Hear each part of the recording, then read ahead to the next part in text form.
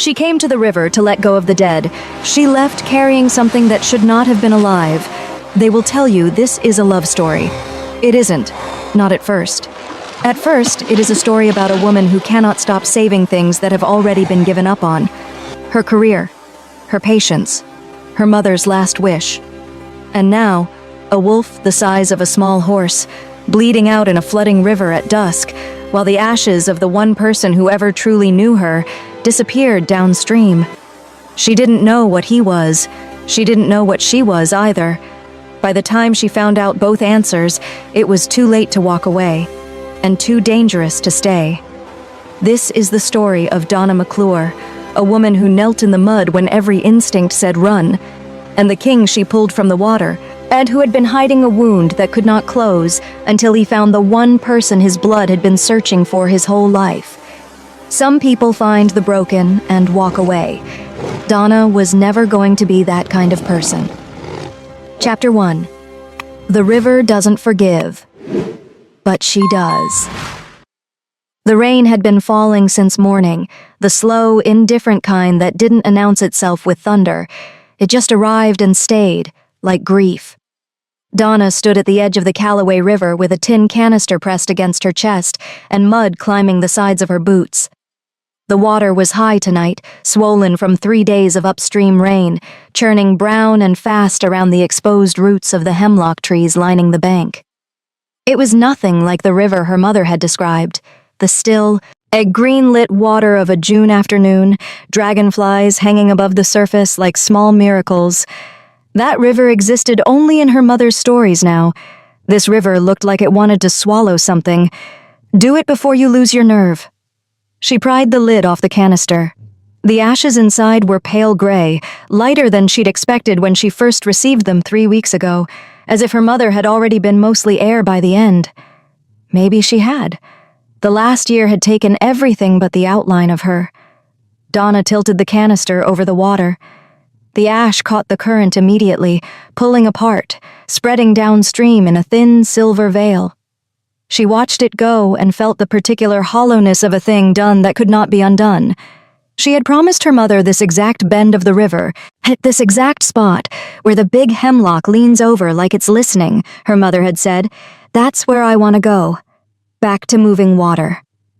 Okay, Mom, she said quietly. Okay. She stood there long enough for the cold to seep through her jacket, long enough to feel the absence of whatever she'd been holding since the hospital called, long enough to understand that the crying wasn't going to come tonight. It would arrive later, at an inconvenient moment, the way it always did. She was screwing the lid back onto the empty canister when she heard it. Not a sound she could name immediately, something between a groan and a frequency, a vibration that moved through the wet moss under her boots before it reached her ears. She went still. The medic part of her brain, the part that had been trained to filter noise in a field hospital, all sharpened without her permission. Distress, large, upstream. She moved before she decided to. The bank curved left around a stand of alders, and past them the river widened at a gravel bed littered with drift debris, branches, a rusted fence panel, tangles of dark root. Caught in the worst of it, pinned against a half-submerged log by the force of the current, was an animal. Donna stopped walking. It was a wolf. She understood that immediately, even through the low light and the rain. But the understanding arrived alongside something that didn't fit. The thing was enormous. Not large for a wolf enormous. Enormous the way a truth is enormous when you've been avoiding it. Undeniable, reorienting, slightly terrifying. Its fur was the color of iron, matted black where the water had soaked through. And it was not moving with the panicked thrashing of a frightened animal. It was moving with the desperate, diminishing effort of something that had been fighting for a long time and was running out of time to keep doing it. Blood. The water around its flank was dark with it, spreading downstream in slow pulses. Don't, said the rational part of her mind, the part that had been burned enough times to know better. But she was already sliding down the embankment. The water hit her like a wall of cold. She gasped, her boots skidding on the slick river stones, one hand grabbing the log for balance. Up close, the wolf was even larger. The mass of it was shocking, like reaching out to catch something and finding it immovable. Its head was resting sideways on the log, muzzle above the waterline by inches. Hey. Her voice came out steadier than she felt. I've got you. She got both arms under its chest and heaved. Nothing moved. Of course nothing moved. It's 250 pounds of soaking wet animal and you weigh 60 kilos. She repositioned, jamming her boots between two rocks for purchase, and pulled from her legs. A sound tore out of her that she'd remember later as embarrassing. The wolf shifted. 6 inches, then a foot, then its hindquarters came free of the debris with a sucking release, and she staggered backward, dragging it with her, both of them collapsing onto the gravel bank in a graceless, gasping heap. She lay on her back for 5 seconds, staring at the rain falling on her face. Then she rolled over and got to work. The wound was in the right flank, deep, jagged, the kind of injury that didn't come from another animal. She had seen blast injuries in her 2 years of field deployment, and this had the same character. Something had tried to remove tissue rather than cut it. She pressed her palm against it and felt the warmth of blood soaking through immediately. She looked at her hands. Under the gray evening light, the wound's edges had a faint phosphorescence, barely visible, easily dismissed as a trick of the water on dark fur. She registered it the way she registered anomalies in the field, noted, filed, not yet interpreted. Move, worry about what it means later. It took her 40 minutes to get him to the cabin on a tarp sled she fashioned from her pack supplies, and by the end of it she was shaking from cold and exertion, and something that was not quite fear but lived next to it. She locked the door behind her. She didn't know why. The woods had gone very quiet. She knelt on the kitchen floor beside the wolf, scissors in hand, and got to work, and did not let herself think about the fact that the tin canister was still in her jacket pocket, and that her mother's ashes were already 20 miles downstream.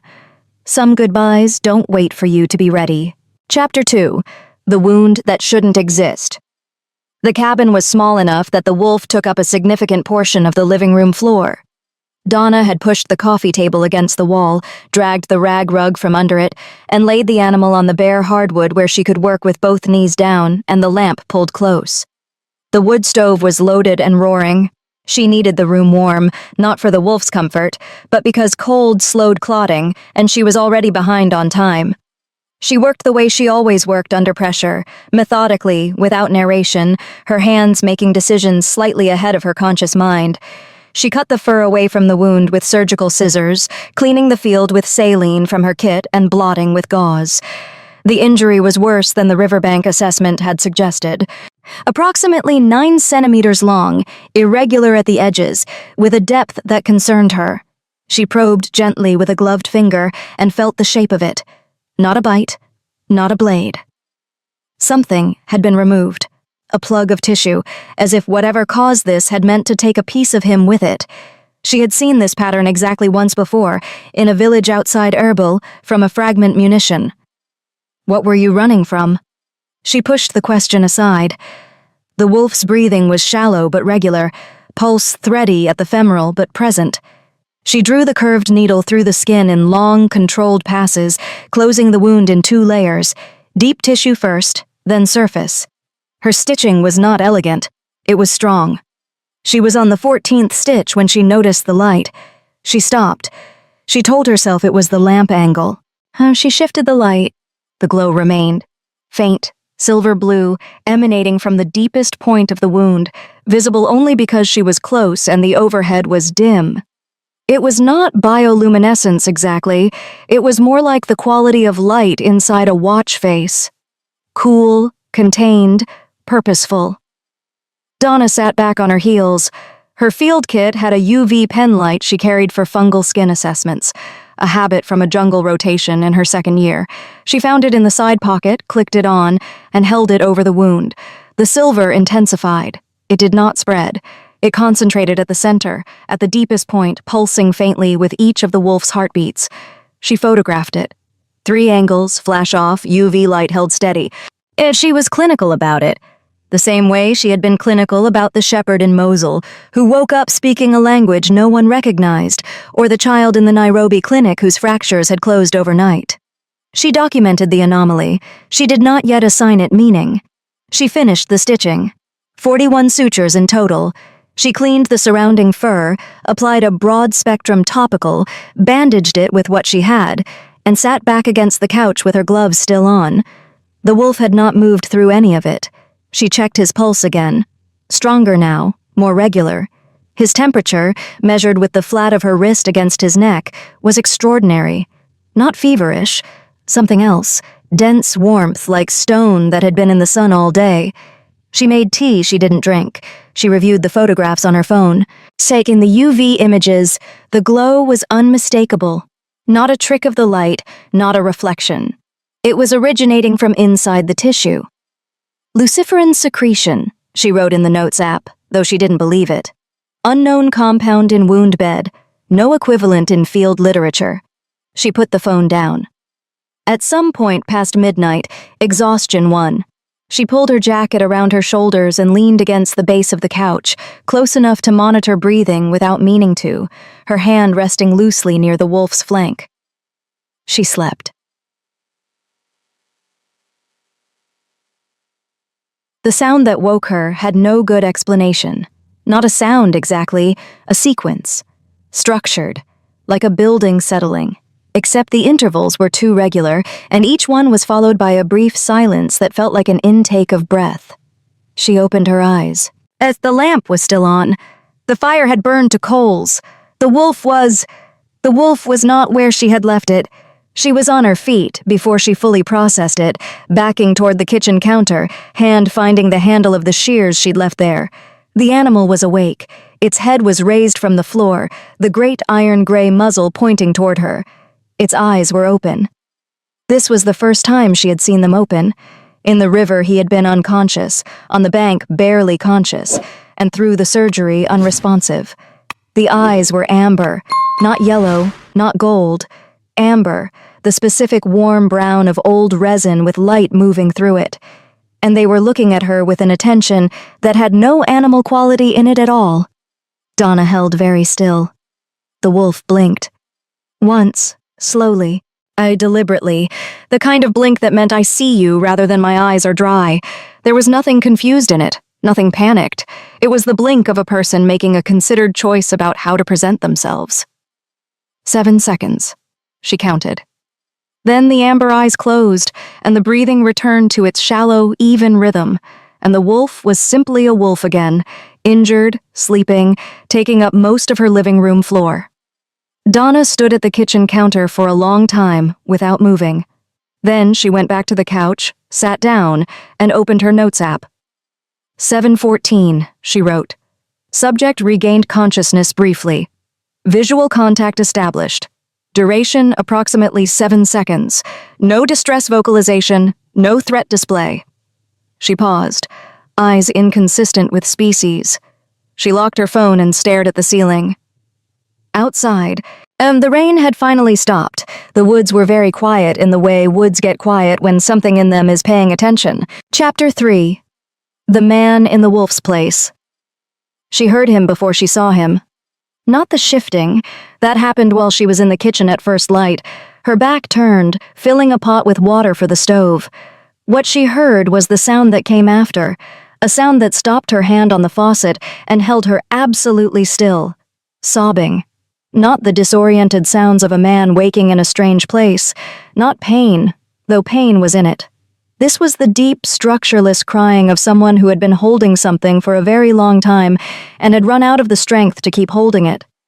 It came in waves, the way real grief does, subsiding, then returning harder, then subsiding again. Donna set the pot down quietly. She moved to the doorway between the kitchen and the living room and stopped there. The wolf was gone. What in the space where he had been, a man sat pressed into the corner where the wall met the base of the bookshelf, knees drawn to his chest, head bowed. He was naked, shivering in a way that had nothing to do with cold. The wood stove was still throwing heat, and his dark hair was matted with sweat and river water and fell forward over his face. His body was a map of old damage, scars across the shoulders, across the ribs, a long healed slash along the left forearm that had not been stitched well by whoever closed it. On his right flank, her bandage, her work, 41 sutures, still intact. She should have run. She had the thought clearly, without panic. A clean, rational assessment. You should leave this house right now. But her feet did not move, and she understood with the same clarity that they weren't going to. Because the man in the corner was not a threat. The man in the corner was destroyed. He hadn't registered her yet. She took one step into the room. The floorboard shifted under her weight, barely a sound, and his head came up immediately. His eyes were amber. Of course they were. They found her face and locked on with an intensity that should have been frightening, and somehow wasn't, because beneath the intensity was something cracked open and raw. He stared at her the way people stare when they have been in a place without other people for long enough that another face becomes almost unbearable. Then he spoke. Is she okay? His voice was wrecked, hoarse and rough, like something dragged over gravel, unused for a long time, but the words were clear. And they were not, where am I, or who are you, or any of the questions a confused man wakes up asking. His first words were about someone else. Donna felt something shift in her chest, a small, involuntary recalibration. I don't know who you're asking about, she said carefully. He closed his eyes. A muscle in his jaw moved. My daughter. The word cost him something. She's 8, dark hair. I had to leave her with the northern contingent, and I shifted before I could get word back, and I've been... He stopped, pressed the heel of his hand against his eye socket. How long was I in the river? I don't know how long you were in the river before I found you. You've been here about 18 hours. He absorbed this. 11 days, he said, more to himself than to her.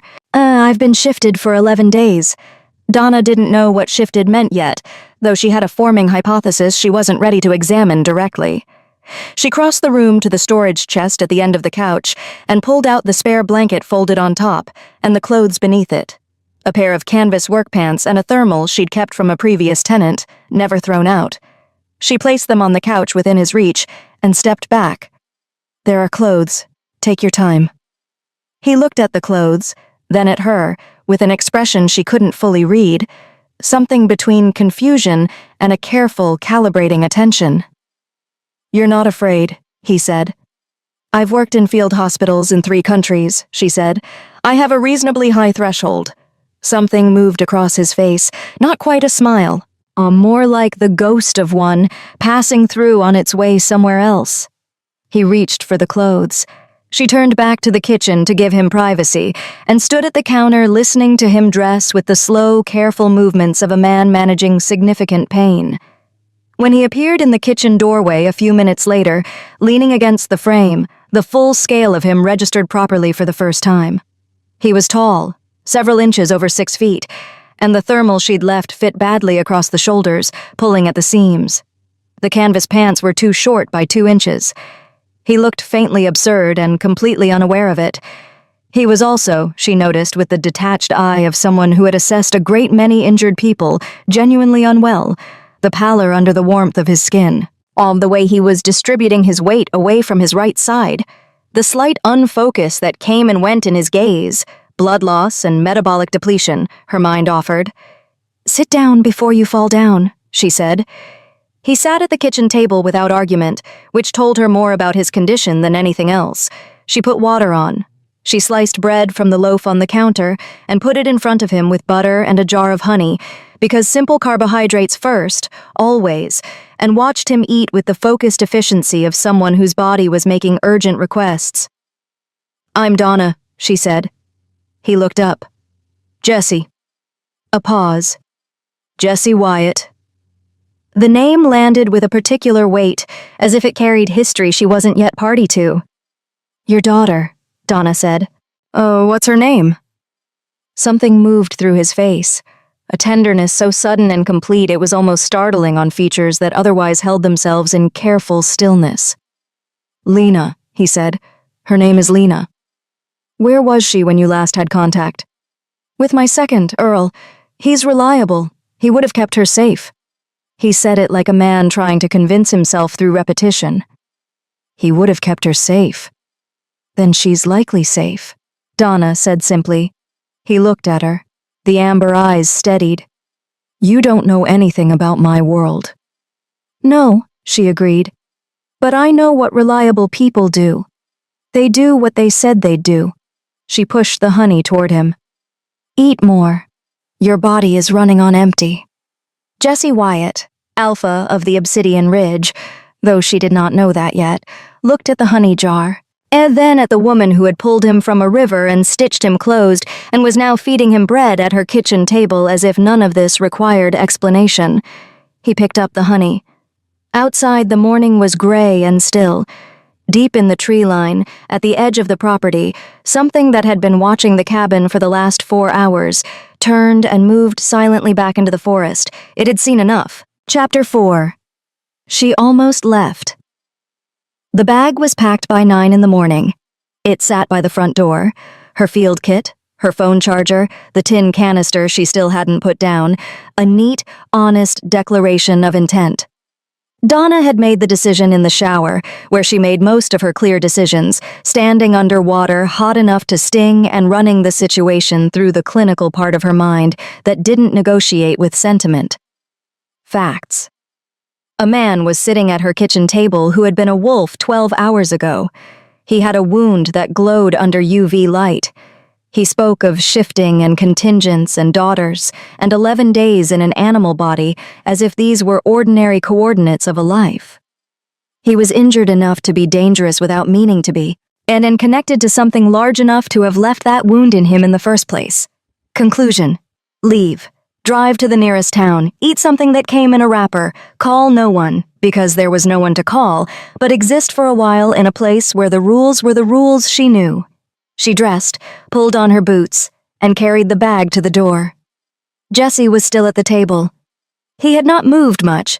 She suspected moving hurt more than he was showing. But he had found the notepad she kept by the fruit bowl and was writing something in a small, dense hand, filling half a page with what looked like a list. His head came up when she appeared with the bag. He looked at it. He looked at her. He said nothing. That restraint annoyed her more than any argument would have.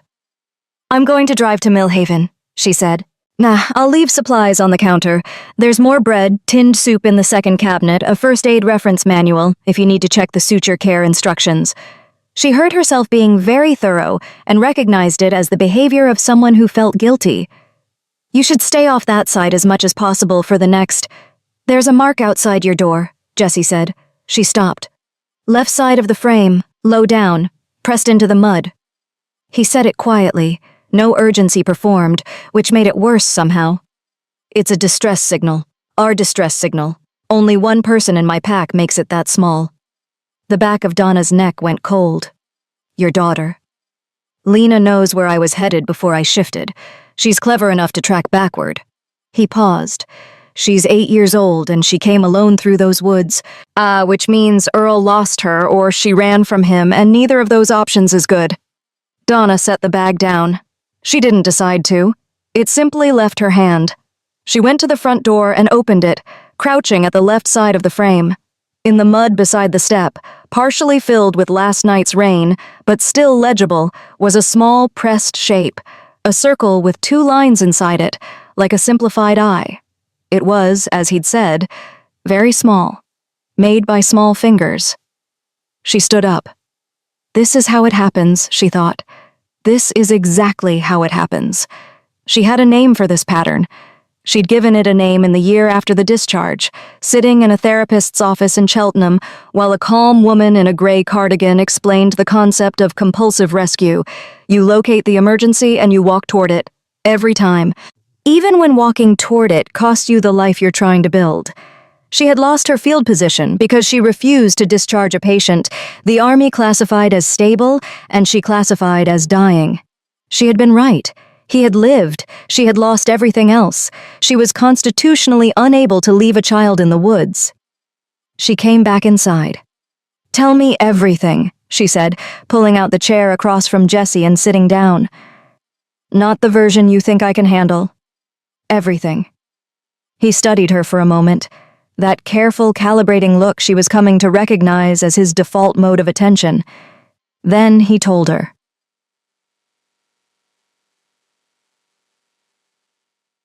It took the better part of an hour. She did not interrupt. She had learned in intake assessments, that interruption shaped testimony, that if you let people talk in their own order, you learned more than if you guided them toward the sequence that made sense to you. So she listened while Jesse Wyatt explained, in the careful, measured language of a man who had simplified this for outsiders before, and found it never landed cleanly, what he was. What his pack was. The territory they held from the high Cascades to the coastal shelf.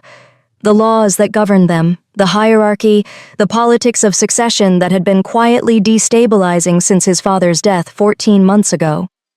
He told her about Riven, his younger brother, and the faction that had been growing around him for 3 years.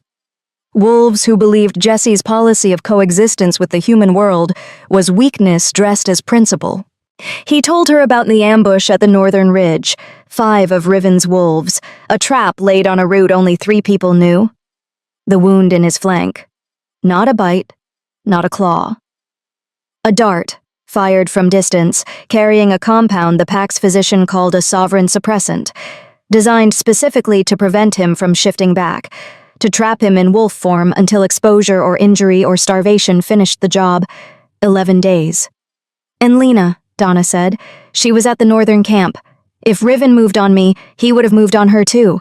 She's my heir. He said it without drama, which made it land harder. She's a child, but in our law she holds rank. Donna was quiet for a moment. You said the distress symbol is only made by her. Yes. So she's alive.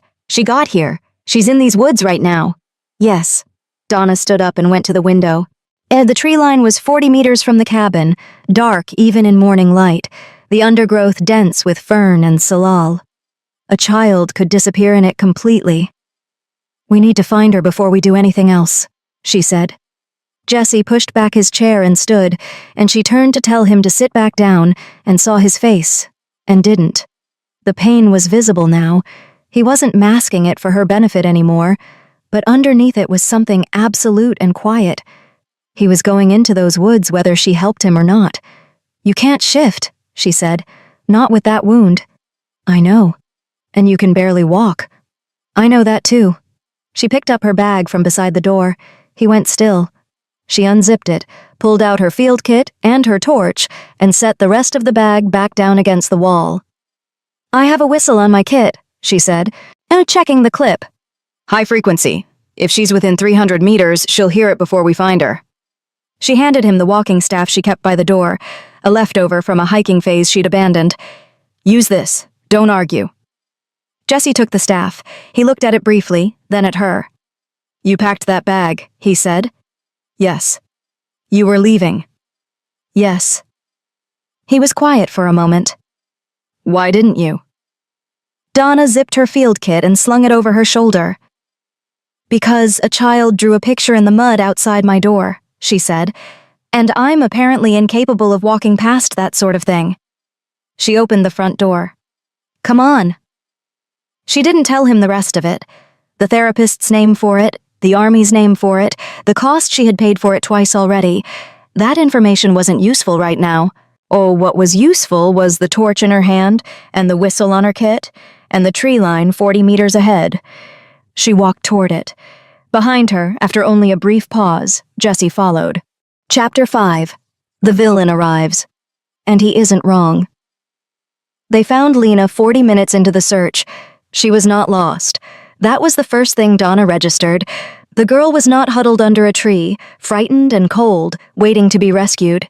She was sitting on a fallen Douglas fir log at the edge of a small clearing, her knees pulled to her chest, eating something from a foil wrapper with the calm patience of someone who had decided to wait and was good at waiting. She was slight, dark-haired, with her father's amber eyes and a quality of stillness that seemed too composed for 8 years old.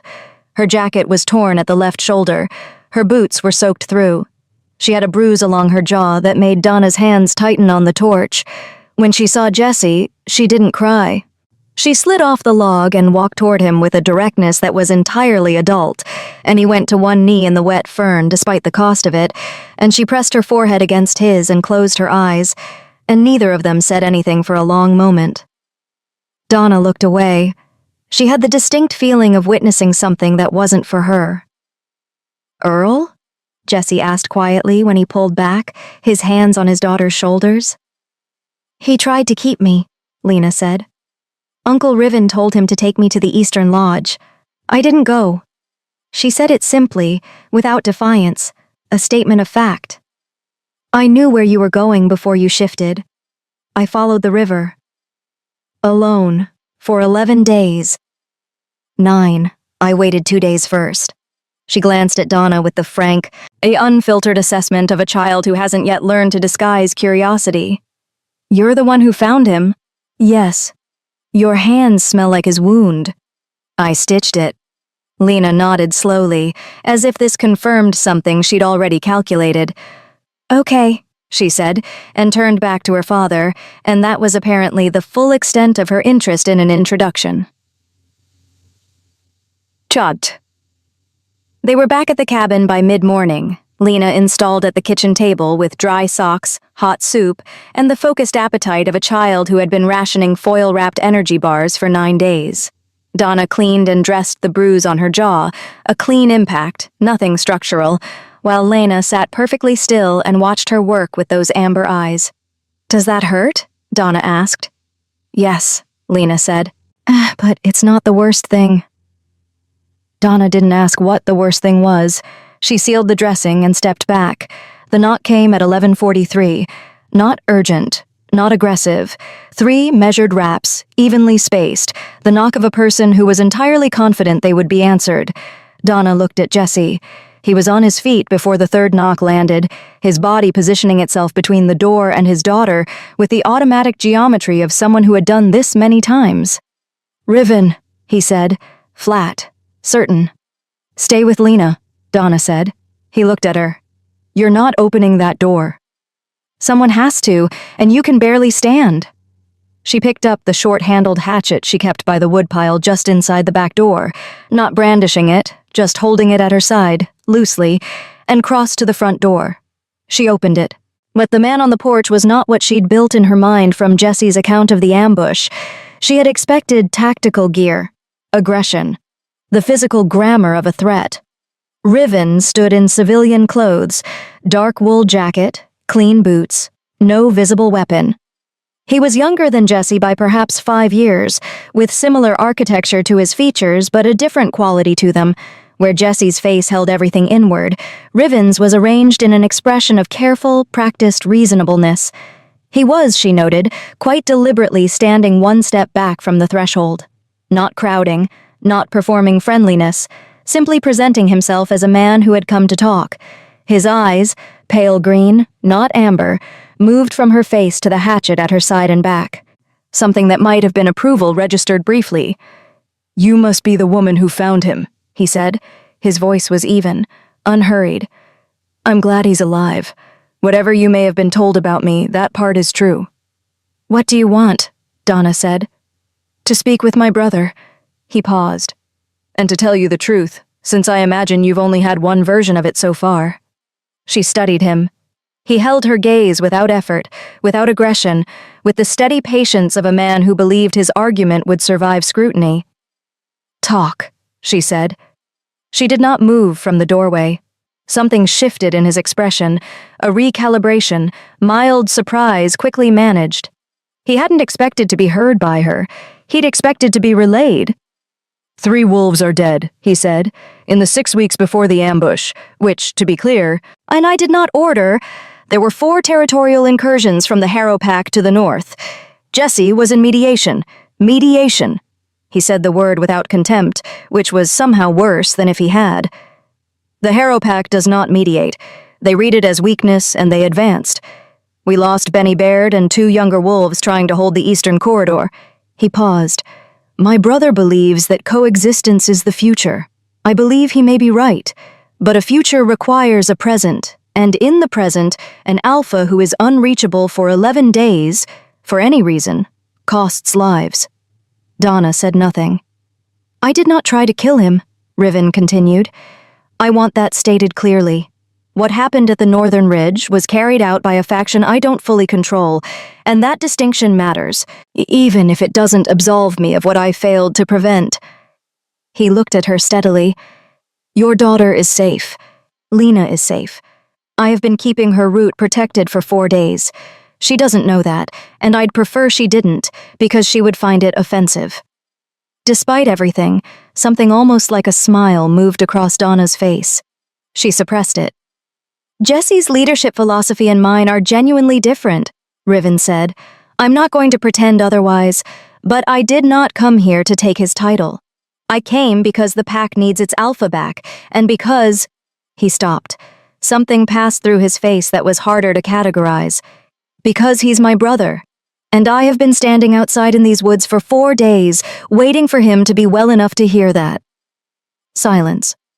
From behind her, Jesse's voice. Donna. I'll let him in. She looked back. Jesse had come to the kitchen doorway, staff in hand, Lena beside him with her bowl of soup and her evaluating eyes. Donna stepped aside. Riven walked in. At the threshold, he reached into his jacket, slowly, visibly, making sure she tracked his hand, and placed a folding knife on the shelf by the door. Then his phone. Then a small metal case she didn't recognize. The case is a signal dampener, he said for her benefit. It means the people I came with can't locate me in here. We have privacy. You brought people, Jesse said. 4. They're at the road. They won't move without my signal. Riven looked at his brother fully for the first time since entering. Whatever passed between them in that look was old and layered and not for her to read. Yeah, you look terrible. You look like a man with an explanation, Jesse said. I have one. Riven pulled out a kitchen chair and sat down, unhurried, as if this were any ordinary morning. But first, he looked at Lena. Hello, little cartographer. Lena looked at him over the rim of her soup bowl. You had Earl following me? For the last 4 days, yes. I knew, she said, and returned to her soup. Riven's composed expression cracked open, briefly and completely, into something that was purely and helplessly fond. He recovered it quickly, but Donna had seen it. She set the hatchet down against the wall and pulled out the remaining chair. If a man who claimed to be the villain sat down unarmed and placed his weapons on the shelf and had been protecting a child through the woods for 4 days, then the situation was more complicated than the story she'd been given. She wanted to hear the rest of it. Chapter 6. The Betrayal She Didn't See Coming. Riven talked for 90 minutes. Donna listened from her position at the kitchen counter, arms crossed, saying nothing. Jesse sat at the table across from his brother, and the conversation moved through territory she could only partially map. Names of wolves she didn't know, locations she couldn't place, a political architecture that had been fracturing quietly for years before it broke open at the northern ridge. What she understood clearly was this. Riven had not ordered the ambush. He had known it was being planned. He had moved too late to stop it, whether from hesitation or miscalculation or something he wasn't fully naming, and 3 wolves from a faction called the Unmarked had carried it out using a sovereign suppressant sourced from the pack's own medical stores. The Unmarked. And she filed the name. She also understood that Riven's argument about Jesse's leadership was not performance. He believed it with a quiet, grounded conviction that was more persuasive than any raised voice would have been. The pack was bleeding at its borders. The coexistence code, which Jesse had written and enforced for 6 years, was being tested by neighboring packs who interpreted restraint as invitation. Jesse listened. He pushed back on specific points with a precision that told Donna he had been having this argument, in various forms, for years. Neither of them raised their voices. Lena finished her soup, climbed onto the couch, and fell asleep with the immediacy of a child whose body had finally decided it was safe. At some point, Donna made more tea and placed cups in front of both men without comment. By the time Riven was done, the morning had moved into early afternoon. A working agreement had been reached. Loose, provisional, dependent on verification of several things Riven claimed he could prove. Jesse would remain at the cabin for 3 more days while his wound continued closing. Riven would return to the pack's central territory and stabilize the eastern corridor. A full summit would be called in 1 week. Riven stood to leave. At the shelf by the door, he collected his knife, his phone, the signal dampener. He paused. The tether situation, he said, without turning around. It needs to be addressed before the summit. The word landed in the room like something dropped. Jessie said nothing. I'm not raising it as a threat, Riven said, turning now, his voice measured. I'm raising it because the unmarked faction will. Solène will. He glanced briefly at Donna, an acknowledgement rather than an assessment. She already knows. He left. Donna waited until the sound of his footsteps crossed the gravel and faded. Then she said, "What's a tether?" Jessie had his eyes on the closed door. A beat passed. Too long, too deliberate. It's a term for a specific type of human, he said carefully. Someone with dormant bloodline, partial ancestry that didn't fully express. Distant enough to read as fully human, close enough to have certain biological responses. Biological responses like what? Another pause. Smaller this time, but she caught it. An ability to ground a shifted wolf, to stabilize the alpha instinct during high stress or high aggression states. A tether's presence, specifically their voice, their scent, at their touch, can interrupt a full territorial response. He was looking at her now. It's rare. We encounter perhaps one every 2 generations. Donna stood very still at the counter. And you knew, she said. Not a question. His jaw shifted. Jessie. Yes, he said. I knew when I woke up. The kitchen was very quiet. Outside, a jay landed on the window ledge and left again. You recognized me, she said. The first morning. When you asked about Lena and I answered and you were already assessing me. That wasn't disorientation. She heard her own voice taking on the flat, careful tone she used when she needed to stay clinical, because the alternative was something less controlled. How long have you known exactly what I am? From the moment you spoke in the river, he said. Your voice, the specific frequency of it. It pulled me back from a depth I shouldn't have been able to return from. He held her gaze. I would have died in that water without you, not from the wound, from the shift itself. 11 days is past the point of voluntary return. Without an external anchor, the wolf doesn't release the body back. So I saved your life twice, once physically and once biologically. Yes. And you didn't tell me any of this. He stood up slowly, favoring his right side. I was going to... When? She was not shouting. She had made a decision not to shout, and she was honoring it, but only just. Before or after you'd finished using my kitchen and my medical supplies and my... She stopped. Reorganized. You sat at this table and let me believe it was coincidence. All of it. The river, the connection. The fact that I couldn't make myself leave. She thought of the packed bag by the door, the weight of it in her hand, the way it had simply left her grip when he mentioned the mark in the mud. Was that real? Or was that also biology? Donna, answer the question. He was quiet for a moment. When he spoke, his voice was lower. Both. I don't know how to separate them, and I'm not sure they can be separated. What you felt was real. What I felt was real. The biology is the context, not the cause. She looked at him for a long time. Then she went to the back room and came back with her jacket. I'm going for a walk, she said. It's not safe to... I have my phone and my kit, and I'll stay on the trail. She picked up her torch from the counter. Don't follow me. He didn't follow her. And she walked for 2 hours along the upper trail, where the hemlock thinned and the ridge opened westward over the valley. The sky had cleared for the first time in days. Pale winter blue, the light thin and honest, casting no shadows worth mentioning. She sat on a rock at the trail's highest point and looked at the valley below and tried to think clearly. The rational inventory. She was a woman with partial supernatural ancestry she had never known about. Her entire adult life, the strength, the fast healing, the thing that happened to her voice in a crisis, the way animals had always quieted around her, had a context she'd never been given access to. Someone had decided, before she was born, that this information wasn't hers to have. Jessie had made the same decision. Arrived at it in a morning, perhaps rather than a lifetime, but the same decision. Her fate was something to be managed on her behalf rather than placed in her hands. She thought about the discharge hearing, The colonel across the table explaining that her patient had been assessed and cleared, and that her refusal to comply with the discharge order was insubordination regardless of outcome. She had said, "You made a decision about his life without asking his body." They had said, "That is not how command works." She had lost everything. She sat on the rock until the cold worked through her jacket, and then she sat a little longer. On the way back down the trail, she heard something, a twig, a weight shifting in the undergrowth 30 meters to her left. She stopped, turned her torch toward it.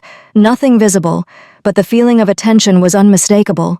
When she had been aware, she realized, of being watched since she left the cabin. Not followed, watched. Something keeping pace at a distance, maintaining contact without closing it. She thought about Riven saying 4. At the road, they won't move without my signal. She thought about Lena saying I knew. She walked the rest of the way down in the dark with the torch held steady, and her heartbeat at exactly the rate she wanted it, elevated but controlled, the pace of a person who was alert and had decided not to be afraid. When she came back through the cabin door, Jesse was at the table where she'd left him. He had not moved to intercept her return. He had not stood up.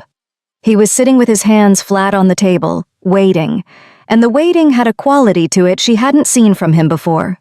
Oh, he wasn't directing anything. He was simply there, and still, and making himself available to whatever came next. Lena was still asleep on the couch. Donna hung up her jacket. She filled a glass of water and drank half of it. Then she pulled out the chair across from him and sat down. "I'm not done being angry," she said. "I know," he said, "and I have about 40 questions that need real answers, not managed answers, real ones." "Yes." She looked at him. The amber eyes were open and steady, and not performing anything she could identify. Not contrition, not calculation, just presence. The specific quality of a person who has decided to stop shaping the situation and let it be what it is. "Okay," she said. "Start with Solène." Something moved through his face at the name, not fear exactly, recognition, and the particular weight that comes with an unresolved thing. "How do you know that name?" he asked. "Riven said it. He said she already knows about me." Donna set her glass down. "Who is she?" Jesse was quiet for a long moment. "The most dangerous person in my world," he said. "And the one I failed most badly." He started talking. Outside, the thing in the tree line turned and moved silently north, carrying its information back to the woman who had sent it. Chapter 7. The False Ending. 3 weeks later, Donna was back in the city. She had a sublet on the 4th floor of a building on Carver Street. 1 bedroom, south-facing window, radiator that knocked every morning at 6 like a polite but persistent visitor. She had taken a temporary placement at Mercy General through a nursing agency, night shifts in the acute medical ward, which suited her because night shifts meant fewer administrators and more actual work. She had bought a coffee maker, a set of second-hand bowls, and a plant she was almost certainly going to kill. She was, by every external measure, fine. The leaving had been clean, or she had made it clean, which was not the same thing, but functioned similarly. On the 4th morning at the cabin, she had come downstairs to find Jesse at the table with Lena. As the two of them bent over a hand-drawn map he was explaining to her in a low voice, and something about the domesticity of it, the morning light, the child's dark head tilted toward her father's, the absolute normalcy of a parent teaching a daughter something, had clarified everything she needed to know about why she had to go. She did not belong in that picture. Not yet. Maybe not ever. She had told him she was leaving before she talked herself out of it, and he had looked at her with the amber eyes that didn't perform anything, and he had said, "I know. You need to think clearly, and you can't do that here." And she had hated him a little for understanding, because understanding made leaving harder than resistance would have.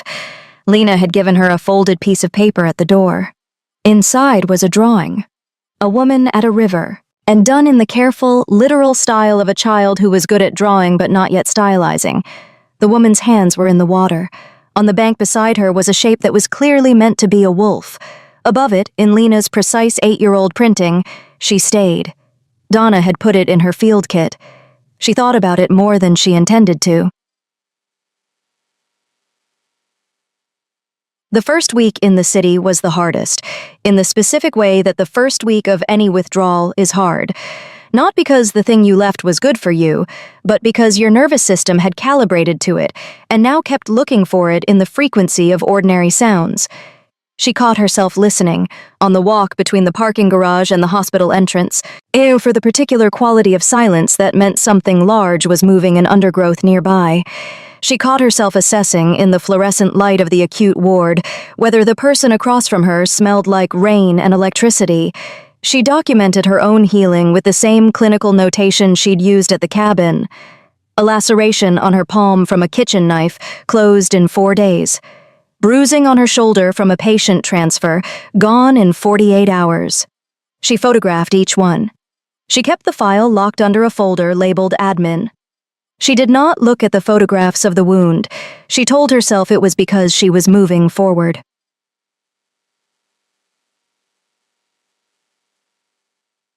The second week was easier.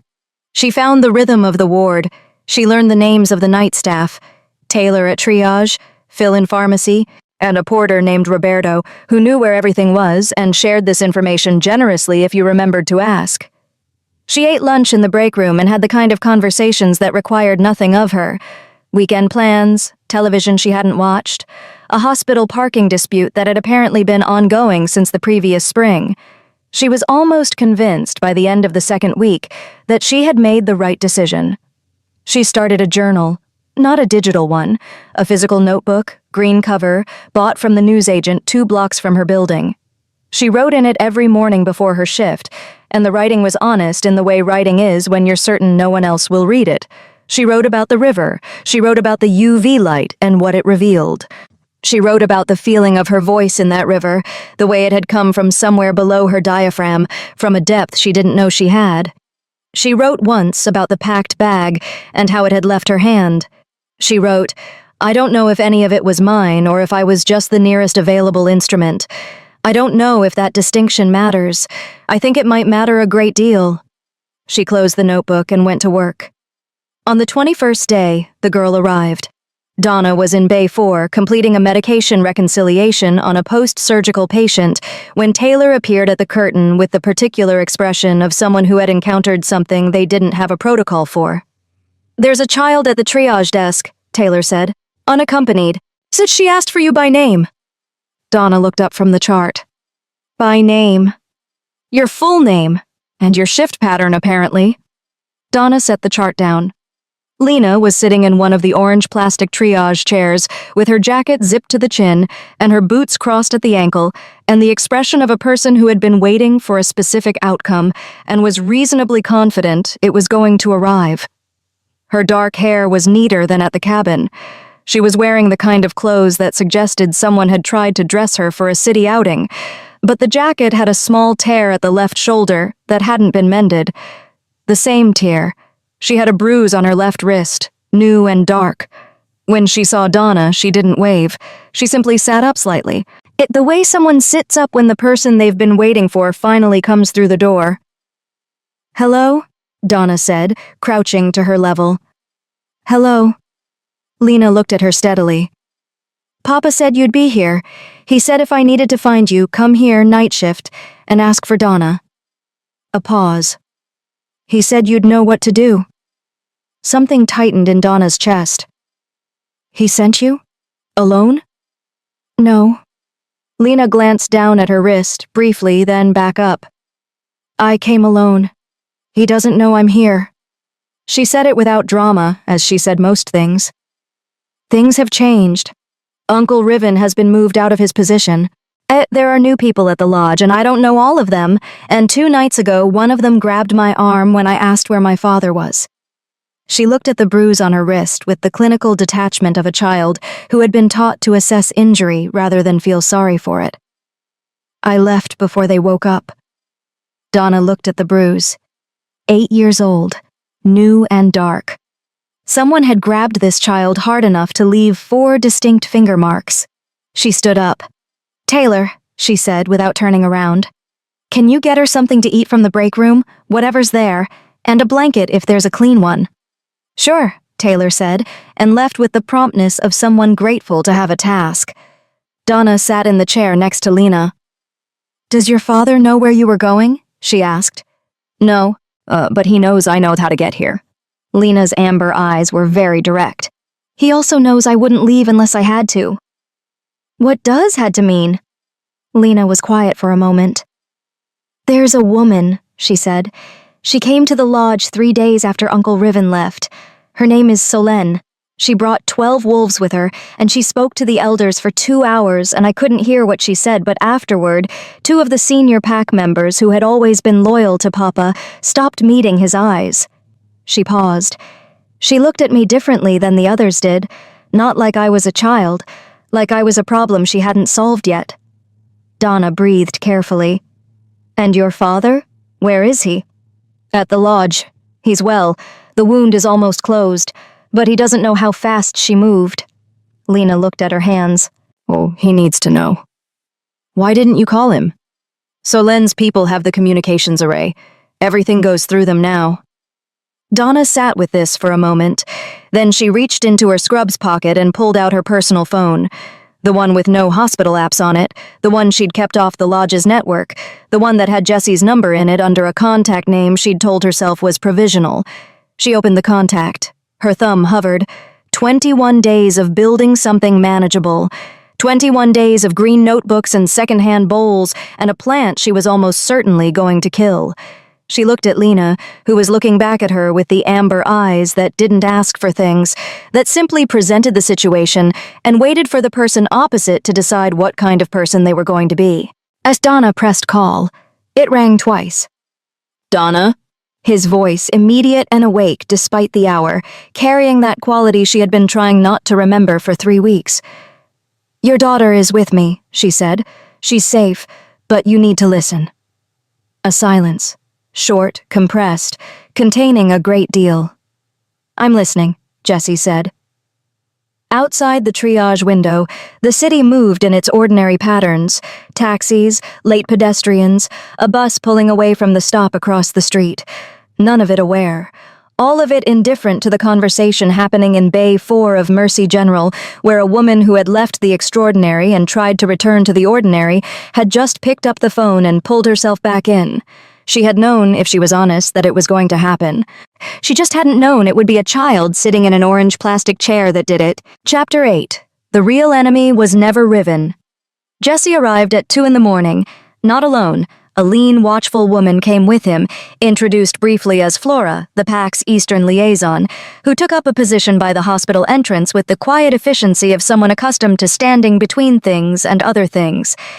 Jesse came through the triage doors in civilian clothes, a dark jacket, moving with the controlled care of a man whose wound had closed, but whose body still remembered it. He went to Lena first.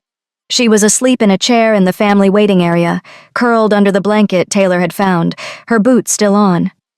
Jesse crouched beside her and looked at her for a long moment without touching her, the way parents look at sleeping children when they have been frightened, cataloging, reassuring themselves, counting. And then he saw the bruise on her wrist.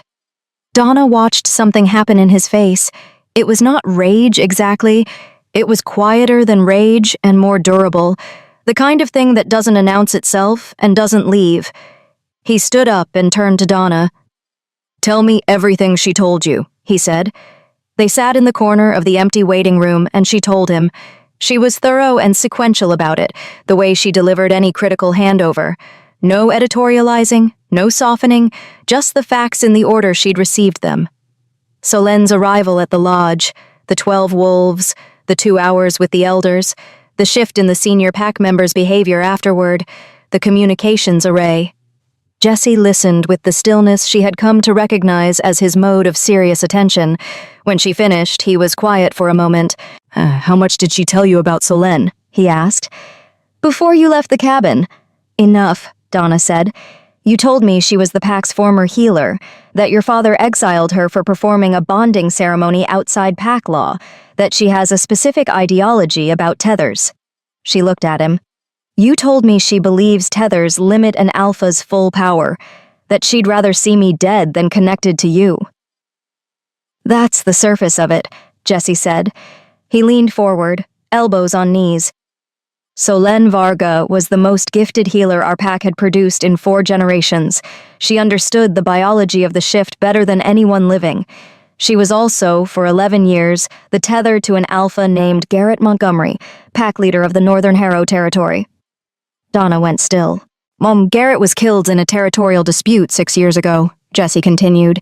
A dispute that happened while Solenn was with him, physically present, acting as his anchor in a high-aggression confrontation. He shifted mid-negotiation, which should not have been possible with a tether in contact. Something interrupted the bond. He paused. Nobody ever established what, but Solenn established her own answer. She thinks the bond made him weaker, Donna said. She thinks her presence slowed his instinct by a fraction of a second, that if he had shifted without her moderating influence, he would have been faster, more decisive, and he would have survived. Jesse looked at his hands.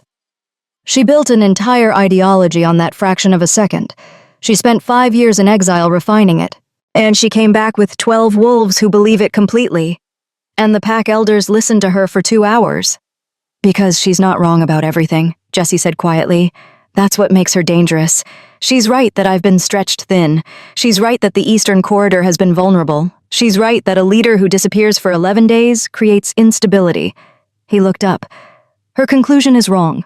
Her data isn't. Donna thought about Riven sitting at her kitchen table, making the same argument in different clothes. She thought about how the most dangerous ideas were always the ones built on a foundation of correct observations. What does she want? Donna asked. Specifically, she wants the tether bond severed before it formalizes.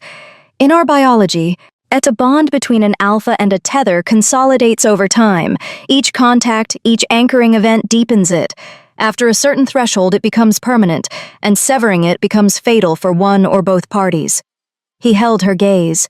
We are not at that threshold, but we are past the point where your involvement can be explained as coincidence. She knows that. So she wants me gone.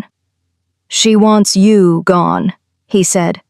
Or she wants me to formally renounce the connection in front of the elders, which would require me to declare you an ordinary human civilian with no pack standing, no protection, and no claim.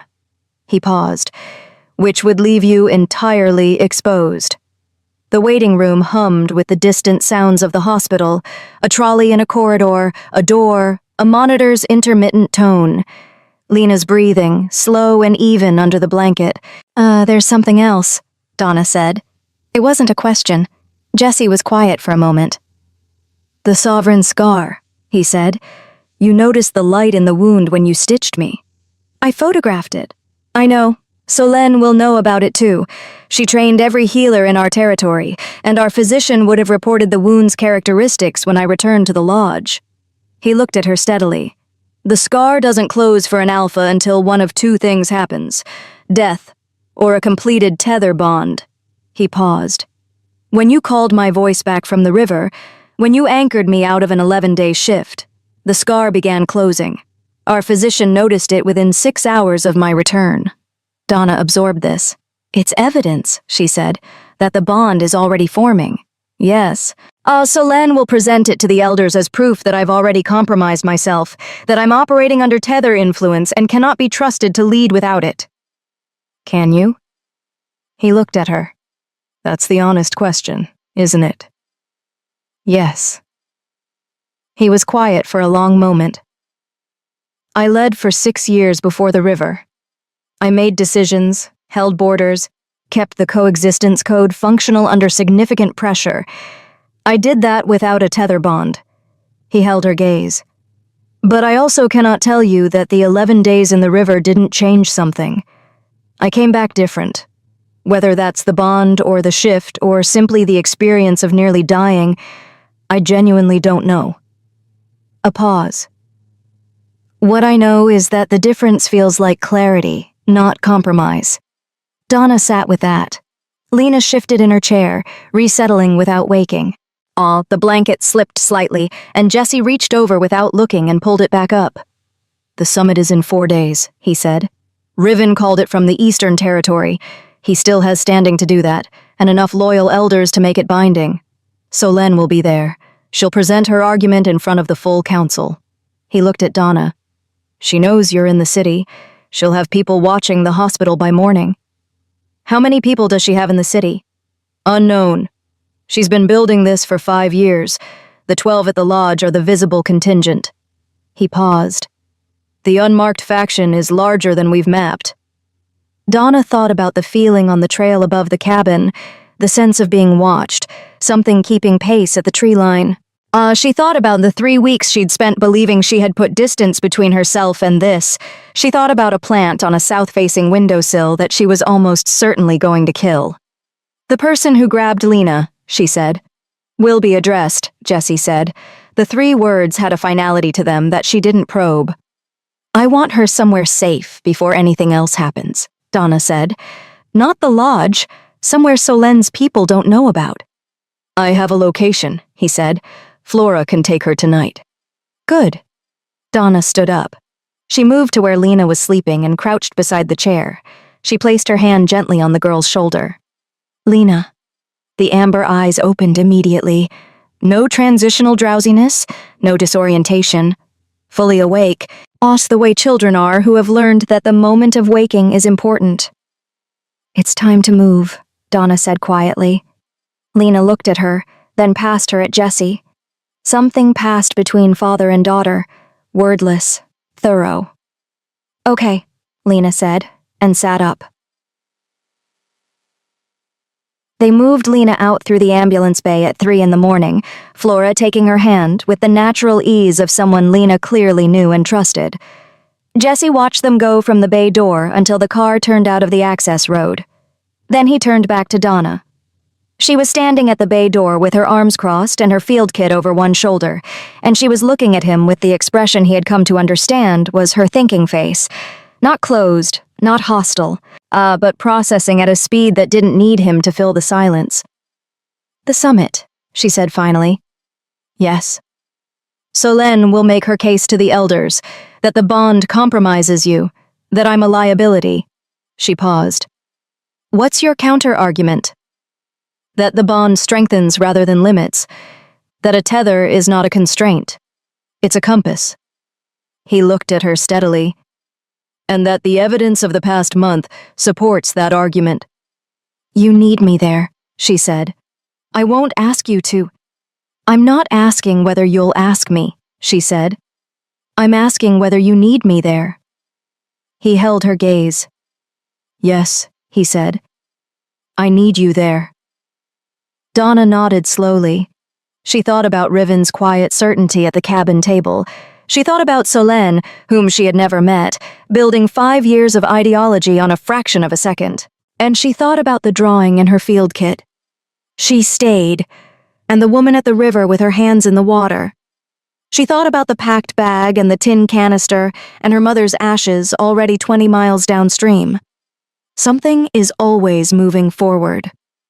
All right, she said, but we do this on my terms as much as yours. And before the summit, I want to know everything about Solène Varga. She looked at him. Not the managed version, everything. Yes, he said. For the second time, without qualification or redirection. It was a small thing. It was not a small thing at all. Chapter 9. The confrontation that changes both of them. The safe house was a third-floor apartment above a dry-cleaning business on Meridian Street, unremarkable from the outside in the specific way that deliberate unremarkability always is. No nameplate, a buzzer that didn't work, windows that faced an alley rather than the street. Inside, it was clean and spare, furnished with the minimal adequacy of a place maintained for function rather than comfort. Jessie had 3 people there already. Earl Foster, a broad, weathered man in his 50s, who looked at Lena's bruised wrist with an expression of profound personal failure and said nothing because there was nothing adequate to say. And a younger wolf named Nate, who managed communications and had spent the past 72 hours trying to route around Solène's interference with the lodge's array.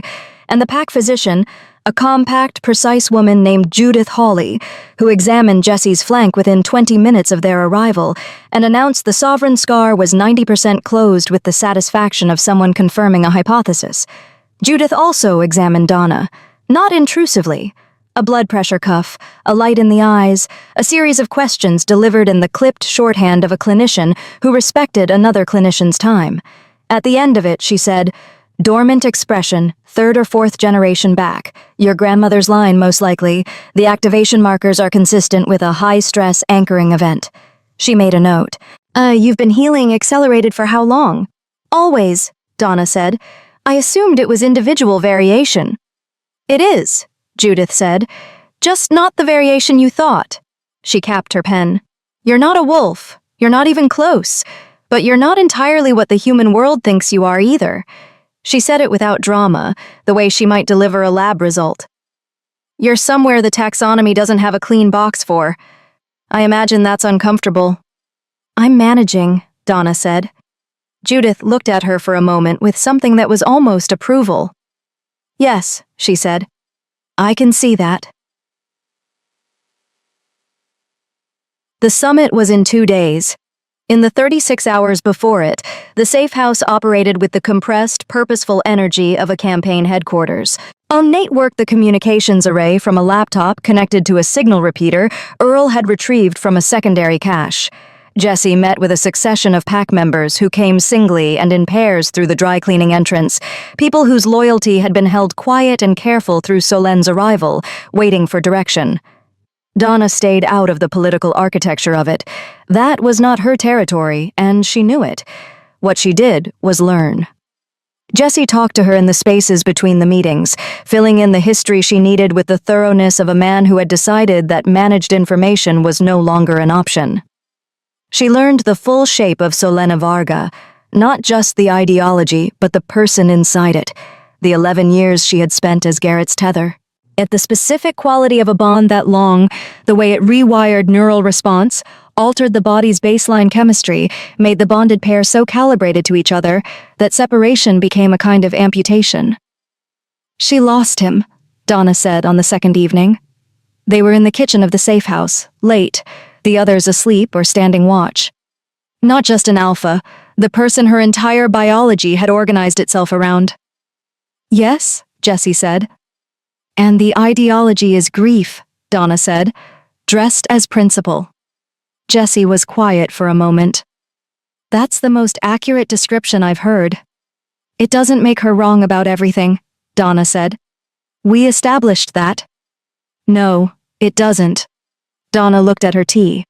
"When we go to the summit," she said carefully, "and she makes her argument about compromise, and about the bond limiting your instinct, what's your answer? Not the political answer, the true one." Jesse turned his cup on the table. Once, the gesture of a man buying a second to find the honest version of something. "The true answer is that I don't know if she's entirely wrong about the mechanics," he said. "A tether bond does moderate the territorial instinct. That's biological fact. What's in dispute is whether that moderation is a loss or a correction." He looked up. "I spent 6 years leading with my instinct fully unmoderated. I was effective. I was also, in ways I'm still mapping, a more frightening version of something than I needed to be. The coexistence code came from a decision, not an instinct. The instinct said hold the border at any cost. The decision said find another way. Plus, those two things were in constant conflict." He paused. "Since the river, the conflict is quieter. I don't know if that's wisdom or compromise. I'm not certain the difference is always clear." Donna was quiet for a long moment.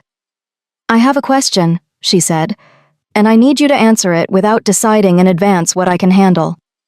"Yes," he said. "If I had not been a tether, if I had been completely ordinary, no dormant bloodline, no anchoring ability, nothing, would you have told me what I was walking into? Any of it?" The silence before his answer was exactly 7 seconds. She counted, and recognized that she was counting, and understood why. "No," he said. "I would have protected you by keeping you outside it, found a way to compensate you for the cabin, the medical care, made sure you were safe, And I would have kept the entire world away from you because I would have assessed you as someone who deserved to be kept clear of it. He held her gaze. The same decision, the same architecture. You'd have been safe and uninformed, and I would have believed I'd done the right thing. The kitchen was very quiet. That's the problem, Jessie, Donna said. Her voice was level, not unkind. Not what you did, the pattern underneath it. You protect people by removing their choices. You've been doing it so long you don't notice when you're doing it. He had no answer. He didn't reach for one. He sat with it the way she had learned he sat with things that were true and uncomfortable, without deflecting, without defending, with the difficult stillness of a person allowing themselves to be accurately seen. I know, he said finally. Do you know how I know? She asked. Tell me. Because I do the same thing, she said. I walk into the emergency and I take over and I make the call and I tell myself it's because I'm competent and someone has to. But some of it is also because asking people what they want takes longer and feels less certain, and I don't always trust that they'll choose correctly. She looked at him steadily. I lost my career doing it. I saved a man's life and I didn't ask him whether he wanted to be saved at the cost of my insubordination. I just decided. She paused. We have the same flaw, you and I. We just exercise it in different directions. Jessie looked at her across the kitchen table with an expression she had not seen on him before. Not the calibrating attention, not the careful stillness, not the weight of leadership. As something younger and less defended. What do we do with that? He asked. We notice it, she said. Every time. We name it out loud and we stop and we ask. She held his gaze. Starting now. I am asking you, what comes after the summit? If it goes well, if Solen's argument fails, what does your world look like, and where in it do you see me, and are you willing to let me answer that question myself instead of deciding on my behalf? He was quiet for a long time. I see you exactly where you are, he said carefully. Making decisions I have no claim over. Practicing medicine in whatever form you choose. Living in whatever city makes sense. He paused. I also see, if you're willing, something being built. Not fast, not on anyone's timeline but ours. His voice was low, deliberate. But I want to be clear. I don't have a picture of what you become in my world. I have a hope that our worlds stay connected. The shape of that is yours to draw as much as mine. Donna absorbed this. It was not a declaration. It was not a claiming. It was a man who had learned something in the last 7 seconds of honesty, putting that learning into immediate practice. She thought it might be the most significant thing he had said to her. Okay, she said. Okay. That's a start. She stood, collecting the cups. Get some sleep. Tomorrow we go over the full summit protocol, and I need to understand every procedural mechanism Solen can use before we walk into that room. Jessie stood. He was close enough that she was aware of the heat of him, that specific dense warmth she associated now with the amalgam of everything he was, and man and wolf and exhausted king and honest person trying to do better. He didn't reach for her. He didn't need to. Donna, he said quietly. She looked up. Thank you, he said, for the question, the honest one. She held his gaze for a moment. Don't thank me yet, she said. We still have to survive tomorrow. The summit location was the 42nd floor of a building called the Varga Tower, named, with the particular irony of old pack politics, for Solen's own family line, built 3 generations before her exile. Jessie had told her this without comment. She had filed it under things that explain a great deal. They arrived as a group, Jessie, Donna, Earl, Judith, and Flora, who had rejoined them that morning after securing Lena in a secondary location she declined to specify, even to Jessie, as on the grounds that what he didn't know couldn't be read from his face. Donna approved of Flora. In the elevator, Jessie stood beside her and said nothing. She was aware, on some level beneath thought, of the sovereign's scar beneath his shirt. 90% closed, Judith had said. Still open by a fraction. Still searching. The doors opened on the 42nd floor. The room beyond was full 40 wolves in human form, arranged around a long table of dark stone, the elders at the far end. Riven to the left, his expression controlled and unreadable. And at the right, standing rather than seated, a woman in her late 50s with silver-streaked hair cut close to her head, and the particular bearing of someone who has rehearsed this moment for 5 years and is finally in it. Solenn Varga looked at Jesse as he entered.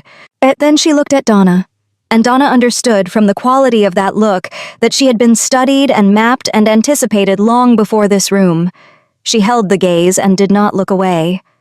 The elder at the head of the table, a man named Clayton Glass, eldest of the council, raised one hand. "The summit is called," he said. "Let both arguments be heard." Chapter 10. She doesn't become the queen. She becomes something new. Clayton called Solenn first. It was a procedural courtesy. The challenger presented before the incumbent responded, and Solenn accepted it with the grace of someone who had expected nothing less. She stood at the right side of the table and spoke for 20 minutes without notes, without theater, without the performative aggression Donna had half prepared for.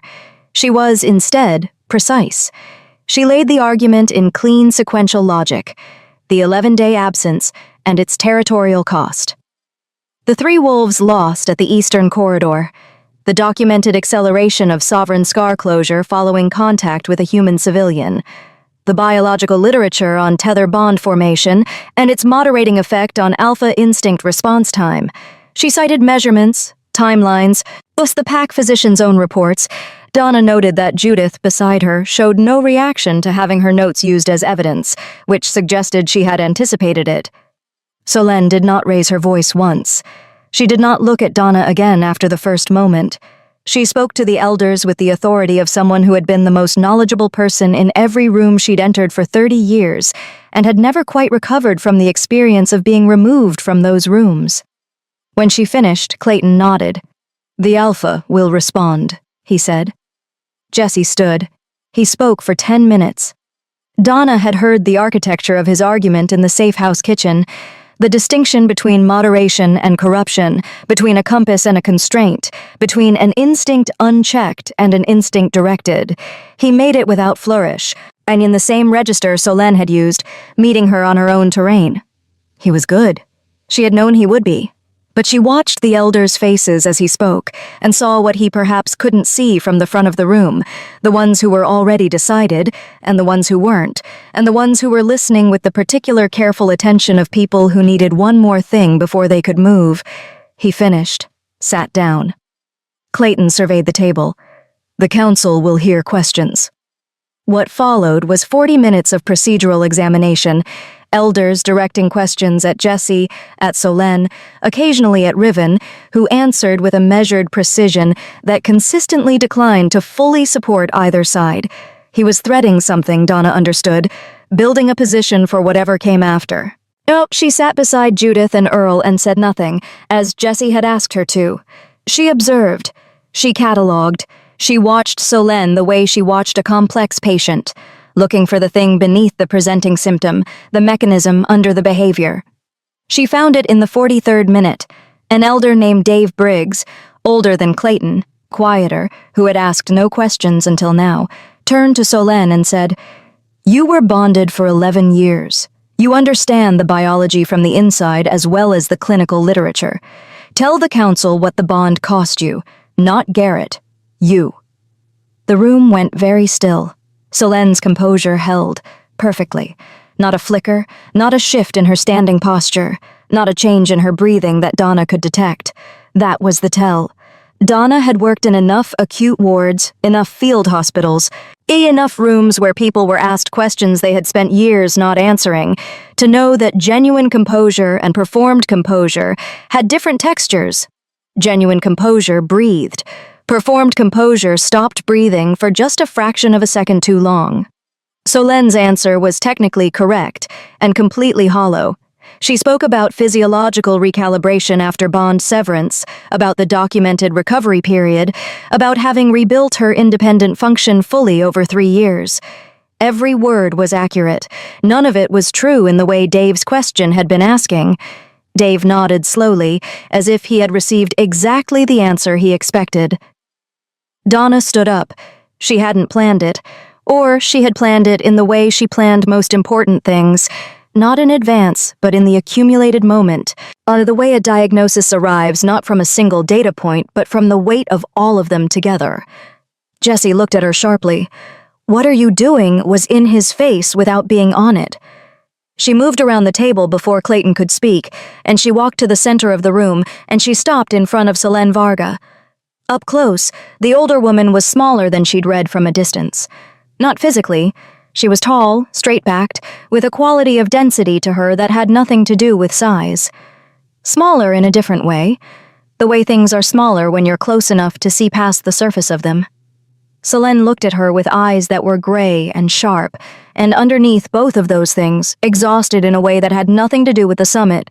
You don't have permission to address," one of the junior elders began.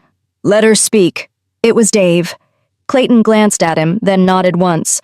Donna looked at Selene. "I'm not going to argue the biology," she said. "You know it better than I do. I'm not going to argue the political case. There are people in this room better qualified." She paused. "I want to ask you one question. You don't have to answer it, but I'd like you to hear it." Selene said nothing. Her chin lifted by a fraction. Permission or challenge? Possibly both. "When Garrett died," Donna said quietly, "what was the first thing you felt? Before the grief, before the analysis, the very first thing, in that first second?" The room was absolutely silent. Selene looked at her. The gray eyes were still sharp, but something behind them moved. A shift, brief and deep, as like light changing in water. "Relief," Selene said. The word came out of her before she could architect it. She heard it arrive in the room, and something in her face changed. Not collapse, not breakdown, but the specific expression of a person who has been carrying a secret for so long that its sudden absence is disorienting. 1 second of relief that it was over and that I would be. She stopped. "Yourself again," Donna said. Solene's jaw was tight. That feeling lasted less than a second. "I know," Donna said. "I believe you, and I know what you did with the guilt of it." She held the older woman's gaze. "You decided the bond had been the problem, that the relief proved the bond had been consuming you.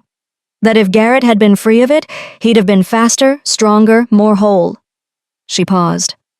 "But Selene, that 1 second of relief doesn't mean the bond was a cage. It means you were human enough to feel what anyone feels when an overwhelming thing ends, even an overwhelming thing you loved." The room was not breathing. Selene looked at Donna for a long time. "You don't know what you're talking about," she said. But the architecture of it was different now. The precision was gone. What was underneath it was older and less organized. "Maybe not," Donna said, "but I know what grief looks like when it's been converted into a weapon. I've treated enough of it." She took a breath. "You lost something you loved, and you turned the loss into a theory. The theory protected you. But it's been 5 years, and you're still here, in this room, fighting the same battle. And I don't think it's about tethers anymore. I think it's about 1 second of relief that you've been trying to take back ever since." Solene's composure broke. Not loudly, not dramatically. The way things break when they have been under pressure for a very long time. A single, clean fracture, and then stillness. Her eyes filled, and she did not blink the tears away, and she stood in the center of the room with her hands at her sides, and her ideology disassembled around her, and she was, suddenly and simply, a woman who had been in enormous pain for 5 years. Donna placed her hands on Solene's arms, gently, the way she would with any patient at the point of release. The room watched. Something happened. The same thing that had happened at the river, the same thing she still didn't fully have language for. Not power, not force. A quality of stillness moving outward from her hands, a frequency in her voice when she said quietly, "You don't have to keep carrying it this way." Selene shifted back involuntarily, not a step, a lean, a slight yielding of the rigid posture. Her eyes closed. A sound escaped her that was private and very old. She was weeping. Around the room, no one moved. The elders watched with the attention of people witnessing something they had not seen before and would not see again. Dave Briggs, in his chair at the end of the table, closed his eyes briefly and then opened them. Riven was looking at Donna with an expression she could not fully categorize, not surprise, something beyond surprise, a recalibration happening in real time. Jesse was looking at her the way he had looked at her across the kitchen table the night before, with the openness of a person who had stopped deciding what to present and was simply being present. Clayton called a recess. The formal deliberation took 40 minutes. Donna sat in an anteroom with Earl and Judith and drank bad coffee from a machine in the corridor. Through the wall, she could hear the low, continuous murmur of the council. When they were called back in, Clayton stood. "The Alpha retains full standing," he said. "The challenge is declined." He paused. "The Council additionally moves to formally recognize the tether connection as established and binding under PAC law. The bond will be accorded its traditional protections." He looked at Donna. "The Council further moves," he said, "to restore a designation not invoked in 3 generations." He opened a small wooden case on the table in front of him. Inside, on a folded piece of dark cloth, was a pin. Old iron, roughly cast, in the shape of a compass rose. Sovereign tether. A role that carries no rank borrowed from the Alpha. A role that belongs to its holder entirely. He looked at her steadily. "This is not a title of belonging to someone. It is a title of being something. The Council offers it. You are not required to accept." Donna looked at the compass rose on the dark cloth. She thought about the river, the tin canister, the ashes going into the current while she turned toward blood. She stayed in a child's precise printing. She thought about the green notebook on her south-facing windowsill, and the plant she was almost certainly going to kill, and the 3 weeks she had spent trying to be ordinary and finding that ordinary kept developing edges she didn't remember it having before. She picked up the compass rose. It was heavier than it looked. "Yes," she said. Solène left the summit before it formally closed. Donna saw her at the elevator, her 12 wolves standing at a distance, waiting for her, though the formation was different now, less an army, more a group of people around someone diminished. Solène stood at the elevator doors with her back to the room. Donna crossed to her. "Solène." The older woman turned. Her face was composed again, but it was a different composition, not the performed precision of before, something that had been stripped back to something genuine. "You had no right," Solène said quietly, "to do what you did in there." "I know," Donna said. "I'm sorry for the way I did it. I'm not sorry that I did." Solène looked at her for a long moment. "The ideology wasn't wrong," she said finally. "Not all of it." "No," Donna agreed. "Not all of it." Something moved through Solène's face. "Garrett would have found you obnoxious," she said. There was no warmth in it, but there was something. A hairline crack in the wall, the suggestion of a person who might, eventually, find her way back to something other than this. The elevator opened. Solène stepped in. "Take care of the scar," she said, as the doors began to close. "Once it closes fully, don't let it be taken for granted." The doors shut. Donna stood at the closed elevator for a moment, then she turned back to the room. And she kept her apartment on Carver Street. She kept her placement at Mercy General, nights, which still suited her. She kept the green notebook and the coffee maker and the second-hand bowls. The plant, against all reasonable expectation, did not die. She attributed this to the improved quality of her attention. The bond formalized over 3 months, not in a ceremony, not in a declaration, but in the accumulated ordinary.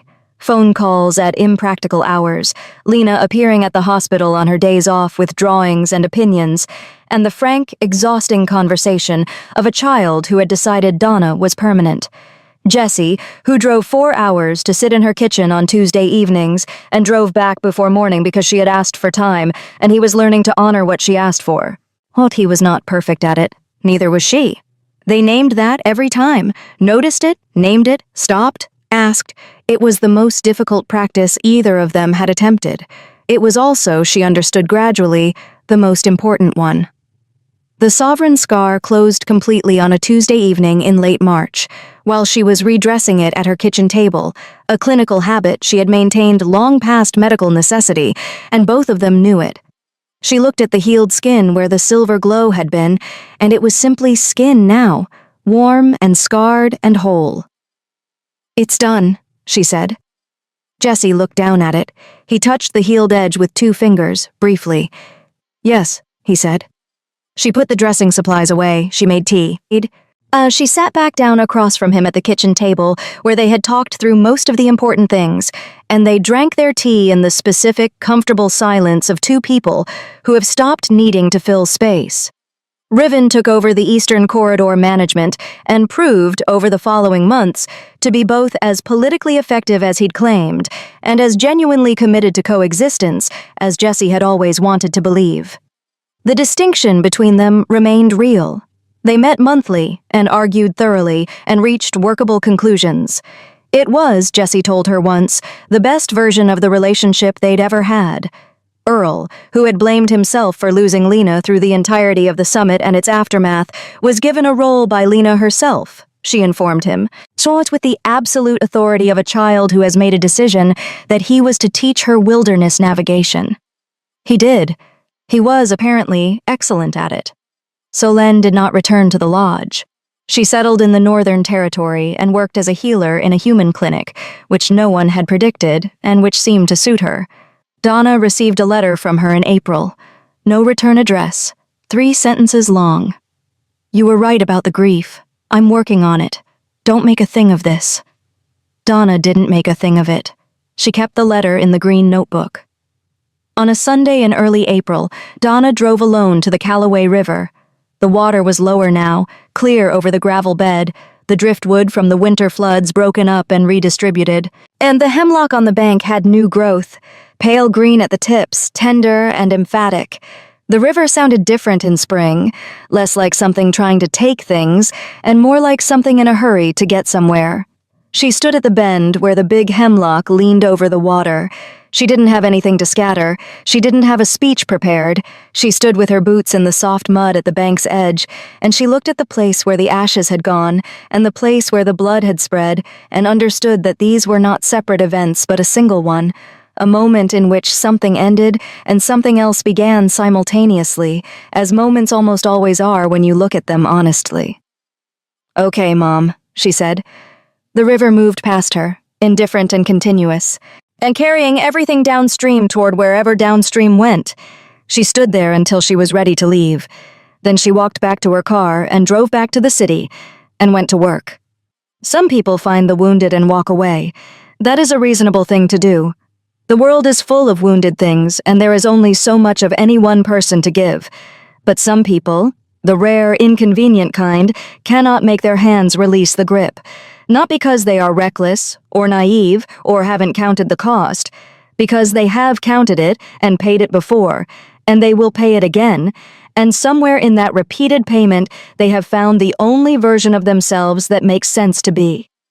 Donna McClure pulled a king from the water because she was constitutionally unable to do otherwise. What she found on the other side of that choice was not a crown, not a title, not a story that ended with someone else's happily ever after, borrowed and worn like a dress that doesn't quite fit. What she found was a role that had been waiting for her specifically. A compass rose in old iron, heavy in the palm. Something is always moving forward. She had come to the river to say goodbye. She stayed to begin something she didn't have a name for yet.